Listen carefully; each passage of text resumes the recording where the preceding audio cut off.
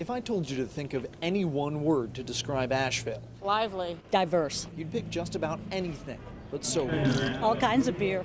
They're making really awesome beer here. It was by accident, actually, that a mutual friend of mine introduced me to an award-winning brewer. Oskar is the man who sparked the region's craft brew revolution with Highland Brewing 20 years ago. Even one of my friends said, I think you might go broke trying to sell this stuff.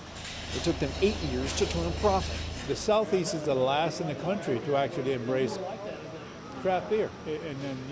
And boy, is it making up for lost time. We're just part of a scene that has grown exponentially in the last 5 years. Old Mecklenburg's Ryan Self says they started as the only brewery in Charlotte.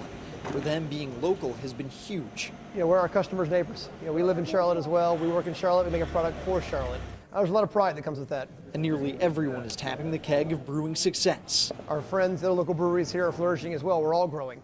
What that tells us is there was an incredible untapped demand here. Of the 80 or so breweries in the state, about a dozen popped up in the last 2 years, and another 24 are on tap for the future. But smaller craft brews aren't the only fish in the pond. Part of it is there's a very happening craft beer culture here. Part of it is that Dale Katechis, who is the sole owner-founder of Oskar Blues, is a huge mountain biker. Colorado-based Oskar Blues opened a second location in Brevard about a year ago.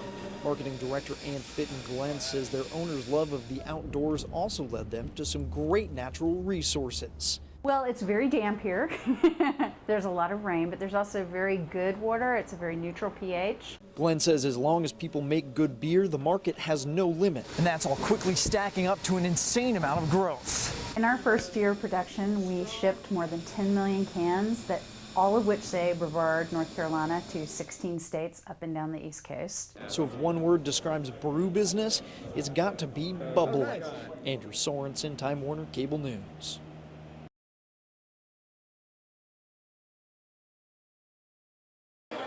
A lot of new faces and new beers were at the last meeting of the North Carolina Brewers Guild.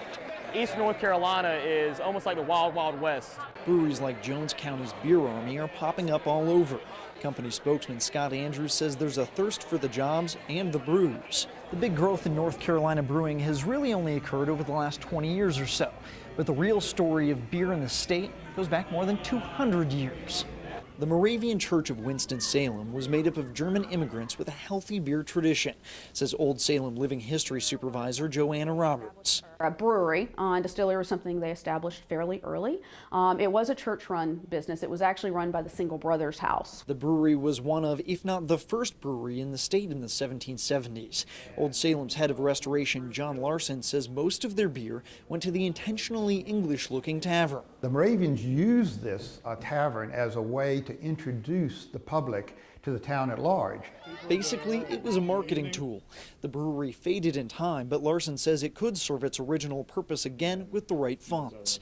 Elsewhere in the state, it really was the Wild West. Very rich beer history. Ann Fitton-Glenn's book, Asheville Beer, chronicles mountain brewing history. Buying, drinking local used to be something you had to do because we were up here in the mountains. It's hard to get around. Their methods became more popular with alcohol's outlawed. And in fact, Prohibition lasted longer in North Carolina than anywhere else in the nation. She says the local tradition boosted the first craft breweries that opened here 20 years ago. And so it seems to be an easy place to start a brewery, and as long as you're making good beer, people are going to drink it. That made Asheville a beer mecca, and the rest of the state is hopping on as craft sales rise across the country. We're now on the map. People know who we are. Which is why brewers say the untapped market is almost bottomless, and you're sure to see more faces in years to come. Andrew Sorensen, Time Warner Cable News.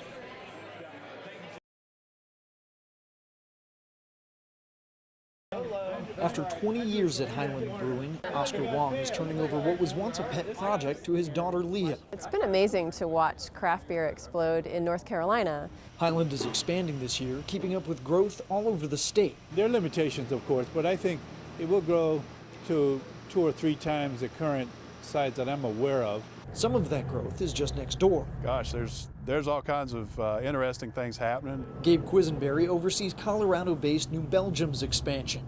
It took a long time for them to find a home in Asheville. But what set North Carolina and Asheville apart were its people, the culture, and where we felt New Belgium would thrive. They're just one of a few big craft brewers moving in.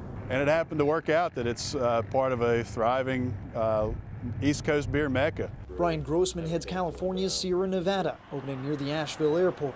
He says nearby interstates let them ship easily. Most expansions also cite a desire to be eco-friendly. Shipping beer cross country it's not the most sustainable thing to do. Expansion has also historically been easier for West Coast breweries. That's according to Charlotte-based Old Mecklenburg's Ryan Self. California and Colorado, where those two breweries come from, are among the 5 lowest excise tax rates on beer production in the country. North Carolina is among the 5 highest. But big brewers get incentives and tax breaks to move here. North Carolina was very competitive with other localities. It's the nature of economic development. But every brewer says there's still an untapped craft market. And I get asked the question a lot is how much is too much craft, and is this something that's going to be an ongoing thing? Grossman says the only limit is passion. If you do get in the craft world, brewing world, just to make $1, you're never going to last. Big or small, people are doing more than lasting. There are all kinds of ways to have fun in the business and do well, as long as everybody's making a great product. But as North Carolina craft brewing ages into a new generation, many are looking to the state to change policies to bottle more of the fresh, local success. Andrew Sorensen, Time Warner Cable News.